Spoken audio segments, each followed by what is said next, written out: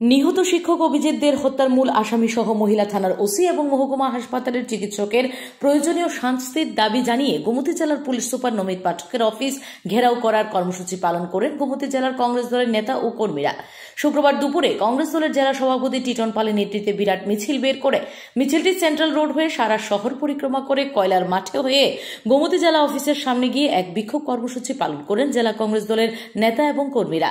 পরবর্তী সময়ে গোমতী জেলা কংগ্রেস দলের সভাপতি টিটন পালের নেতৃত্বে 5 জনের এক প্রতিনিধি দল গোমতী জেলার পুলিশ সুপার নমিত পাঠকের সঙ্গে দেখা করে দাবি জানানো হয় উদয়পুর মহিলা থানার ওসি আলপনা সরকার এবং মহকুমা হাসপাতালের সেই দিনের যে চিকিৎসক কর্তব্যরত ছিলেন এবং যারা গত 8ই আগস্ট উদয়পুরের বিশিষ্ট শিক্ষক অভিজিৎ দেকে উদয়পুর পোল্ট্রি রোডের শাসক দলের এক কর্মী শঙ্কর কর্মকার সহ আর যারা এই ঘটনার সঙ্গে যুক্ত তাদের উপযুক্ত দাবি জানিয়েছেন কংগ্রেস দলের প্রতিনিধিরা। অভিজিৎ দেকে যারা হত্যা করেছে তাদের উপযুক্ত শাস্তি যদি না দেওয়া হয় তবে আগামী দিনে কংগ্রেস দলের পক্ষ থেকে উদয়পুর মহকুমার বন্ধ ডাকা হবে বলে জানান।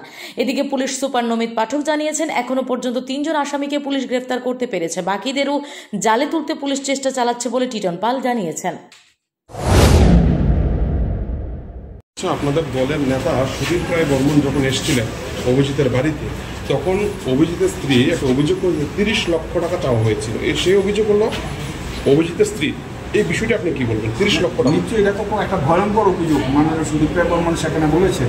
সে দাবিও তো আমরা করেছি, তদন্তটা যখন সুষ্ঠু হবে সমস্ত রহস্যই সেখানে বেরিয়ে আসবে।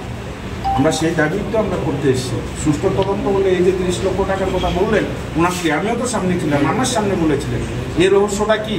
এটা তো একা সেই কর্মকার বাবু যে কর্মকার বাবুর পক্ষে সে সম্ভব না, এটা বিরাট একটা নেটওয়ার্ক সেখানে জড়িত। আমাদের সন্দেহ সুষ্ঠু তদন্ত হলে মূল রহস্য সেখানে বেরিয়ে যাবে। Report S Bharat live 24 hours.